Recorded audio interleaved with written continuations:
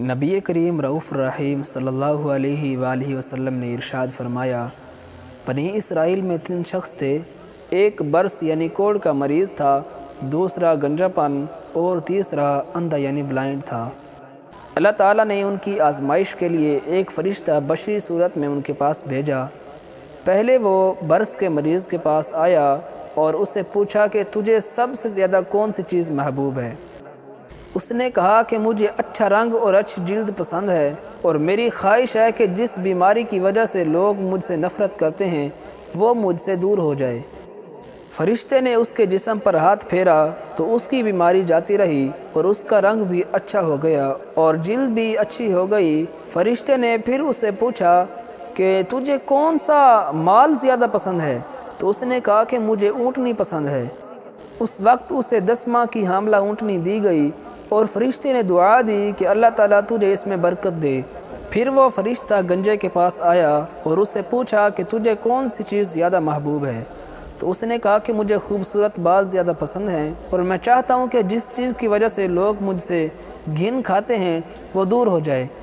فرشتے نے اس پر ہاتھ پھیرا تو اس کی وہ شے جاتی رہی جس سے لوگ نفرت کرتے تھے، اور اس کے سر پر بہترین بال آ گئے۔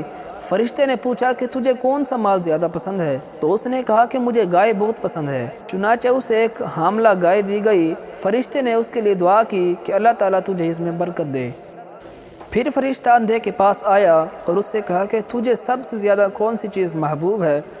اس نے کہا کہ مجھے یہ پسند ہے کہ اللہ تعالیٰ میری بینائی مجھے واپس کر دے تاکہ میں لوگوں کو دیکھ سکوں۔ فرشتے نے اس پر ہاتھ پھیرا تو اس کی آنکھیں روشن ہو گئیں۔ پھر اسے پوچھا کہ تجھے کون سا مال زیادہ محبوب ہے؟ تو اس نے کہا کہ بکریاں۔ چنانچہ اسے ایک حاملہ بکری دی گئی۔ اب اونٹنی، گائے اور بکری نے بچے دینا شروع کیے۔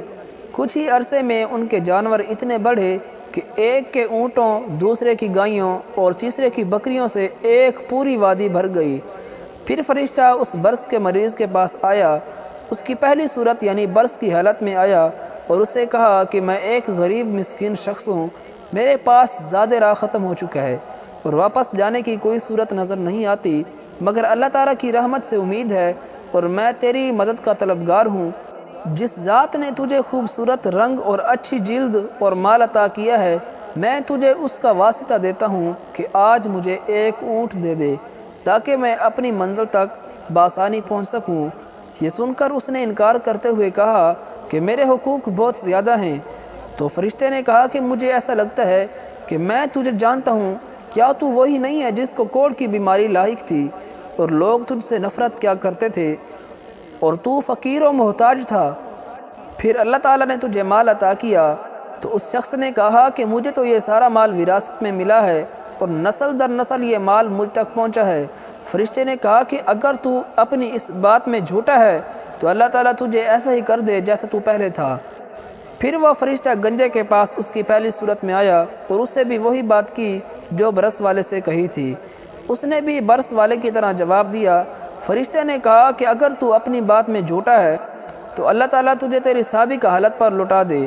پھر فرشتہ اندھے کے پاس اس کی پہلی حالت میں آیا اور کہا کہ میں ایک مسکین مسافر ہوں اور میرا زاد راہ ختم ہو چکا ہے، آج کے دن میں اپنی منزل تک نہیں پہنچ سکتا، مگر اللہ تعالیٰ کی ذات سے امید ہے اور اس کے بعد مجھے تیرا آسرا ہے۔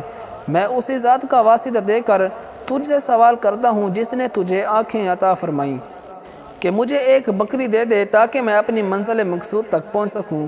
تو وہ کہنے لگا، میں تو پہلے اندھا تھا، پھر اللہ تعالیٰ نے مجھے آنکھیں عطا فرمائیں۔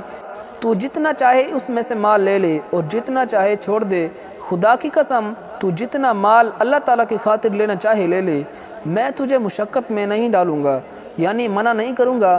یہ سن کر فرشتے نے کہا کہ تیرا مال تجھے مبارک ہو، یہ سارا مال تو اپنے پاس ہی رکھ، تم تینوں شخصوں کا امتحان لیا گیا تھا، تیرے لیے اللہ تعالیٰ کی رضا ہے اور تیرے دونوں دوستوں یعنی کوڑھی اور گنجے کے لیے اللہ تعالیٰ کی ناراضگی۔